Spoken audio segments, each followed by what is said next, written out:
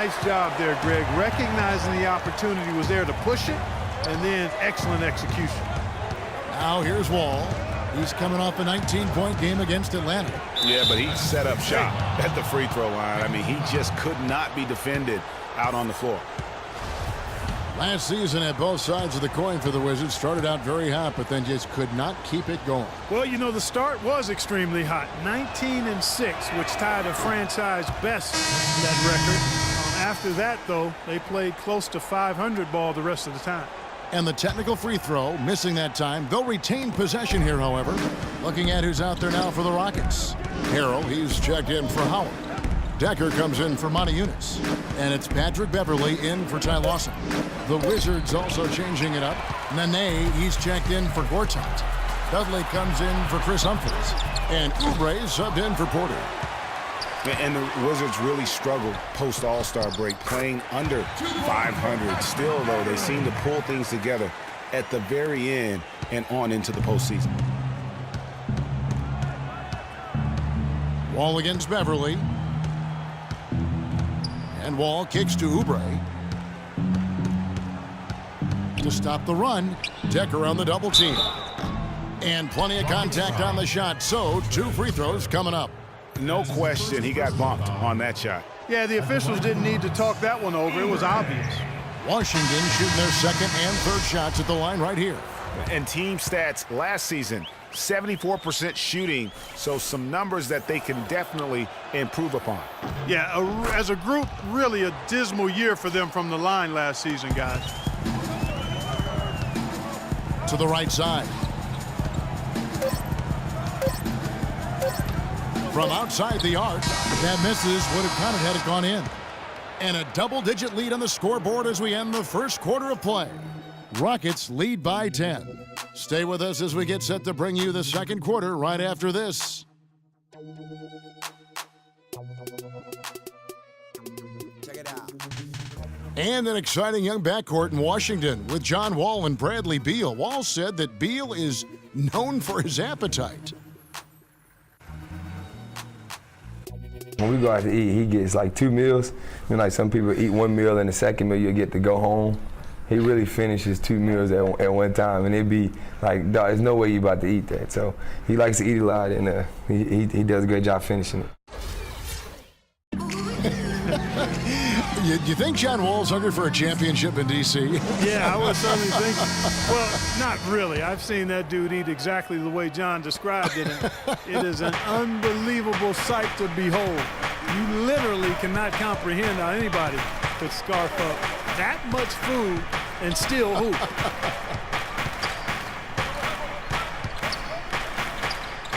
Welcome back, folks. We'll see if we're in store for a more tightly contested quarter as we move here into the second. And when you consider how the Rockets are doing, guys, what are your thoughts? Just the start they're looking for in this game. Solid offensively through the first. Very crisp and sharp, not much stagnation at all on offense. So on the floor for Washington, Nene and Gortat team up in the paint. Sessions out there with Gary Neal. And it's Dudley in at the 3 spot. The Rockets making a switch here. Monty Eunice is checked in. Wizards trail by 13. Well, one thing about Ty Lawson is he's very good at attacking the defense. Gets inside without a problem and knows how to set up teammates. And that one's good by Gortat. And that's exactly what they're going for on that shot. To the inside, Howard. And down it goes, jamming that one home. What a play there, the hoop plus the harm. Yeah, great concentration there, Greg. Hung in there. He didn't let that contact throw him off at all. Stayed focused on the rim, knew he was going to get hit, and still was able to finish. Looking at who's out there now for the Rockets. KJ McDaniels comes in for Decker, and it's Harden in for Corey Brewer. Now here's Wall, and that's going to be a travel. Right now, let's bring up the 2K leaderboard and see the teams that really knew how to clog the passing lanes last season. In third, the Rockets. Boy, they had so many guys with quick feet and quick hands on that team. I mean, they put relentless pressure on the opponent. And as a result, they came up with an awful lot of steals. I mean, this team has been very impressive defensively. Porter's checked in for Jared Dudley. Monty Eunice a screen on Beal. And the basket by Harden. And for Lawson, he is great when he attacks. He does obviously create well for his team on drives. Interesting player, certainly, but playing with a team that's growing and pretty young around him. A good point. And, last season, Lawson averaged about 13 points for his team off of his own drives. I mean, that means 13 points a night would be a direct result of him attacking the rim. That's second in the league in a stat that only trailed James Harden. I think that would surprise some people. Yes. And here's Wall.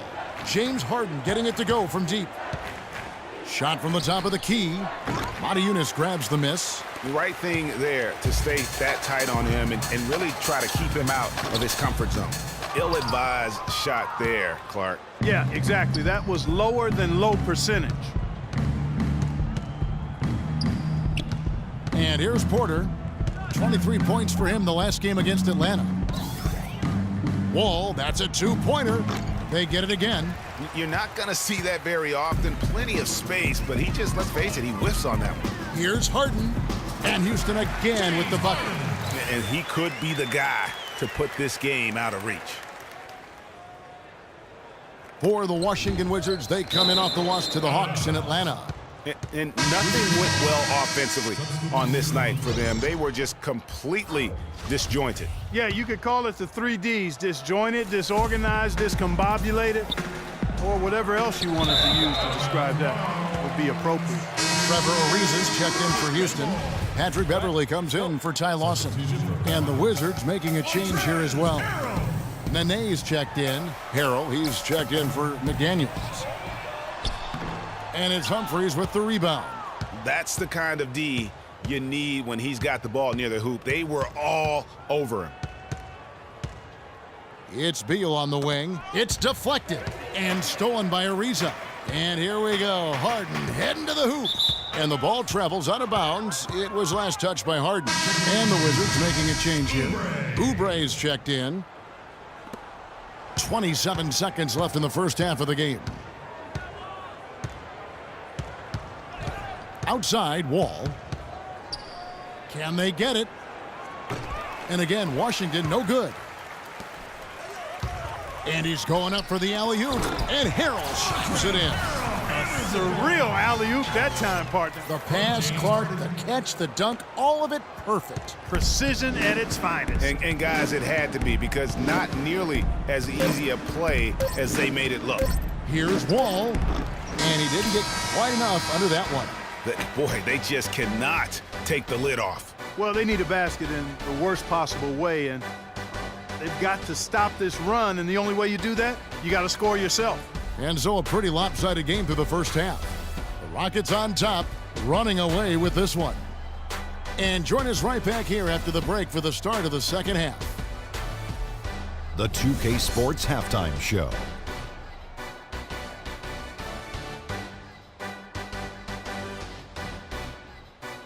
Hey folks, welcome back. Ernie Johnson along with Kenny. The Houston holding the upper hand after the first 2 quarters.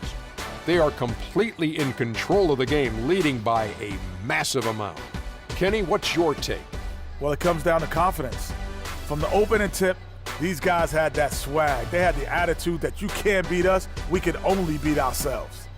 Shaq, what was your takeaway on Washington? Well, when you look at the opponent field goal percentage, that tells the whole story. They gave them way too many good looks. When they come out of the break, they got to play way tougher, Ernie. Get those hands up. Get in your opponent's face. Do something. And that's going to do it for now, as the second half is just about to get...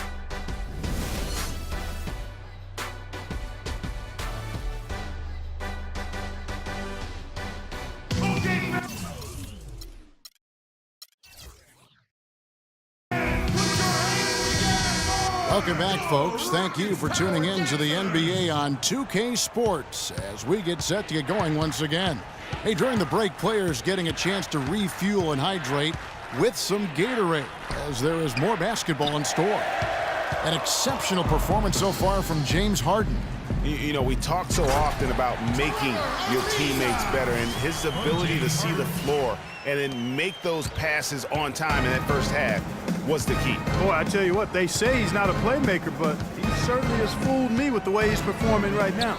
Harden and Ariza filling out the perimeter. Motiejunas and Howard the post pair, and it's Lawson in at the 1. That's the 5 to begin the second half for Kevin McHale. Gortat with the steal.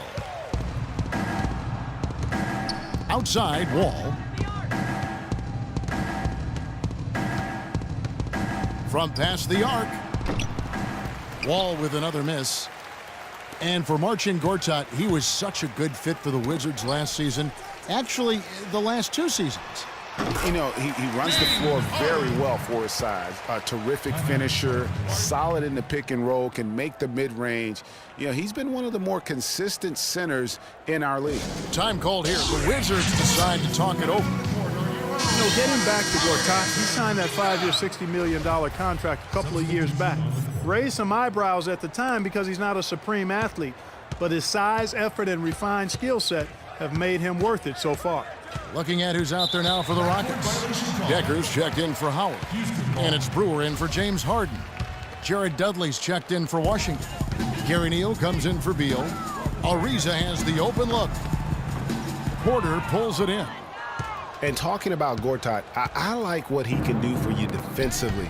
Doesn't really have a vertical, but uses his length and timing to alter shots. And he moves his feet well enough to close out on shooters and also cover the pick and roll. So solid and complete in terms of a frontline player. Here's Wall. Ty Lawson making his last shot. Wall's shot is off. And they've got a big lead, not just on the scoreboard, but really in the rebounding numbers as well. And what I like about it, Greg, it's been a physical brand of basketball. It's had a little sandpaper element to it, gritty and rough, but that's how you win games. So it's Washington now, following the basket by Sam Dekker. Not a quarter to remember as far as his offense is concerned. Yeah, you know, he's not making any kind of impact for them at that end of the court right now. They just can't miss. Everything they put up, it seems, goes in. You know, sometimes you're the bug, and sometimes you're the windshield. They are certainly the bugs tonight. Nothing going their way. And I'm not even sure that I'd want to be the windshield. No, maybe the windshield wiper. Yeah, right. Just impressed with the teamwork out there, setting the table for one another. 5 straight baskets, Greg, resulting from assists. They're playing as one unit out there. Wall wide open. Bounces high off the rim and drops. And not his quarter, scoring-wise. Just 1 of 7 from the field. Brewer dishes to Moniunas. Power down with both hands. We're seeing the shots start to fall for them now. Yeah, exactly. I mean, this has been an extremely efficient second half for them up to this point. Shot by Wall. Wall missing again. Brewer. No good. The 3 quarters of play all in the books, and this one all but over already. Rockets ahead, running away with it. And do not go away, as we'll be back in just a few moments with the start of our 4th quarter coming up next.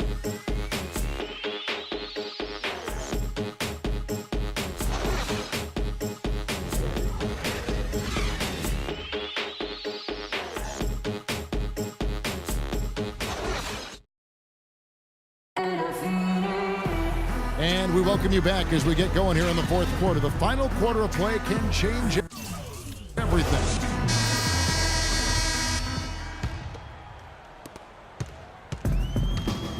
So on the floor for Washington, Nene is out there with Blair.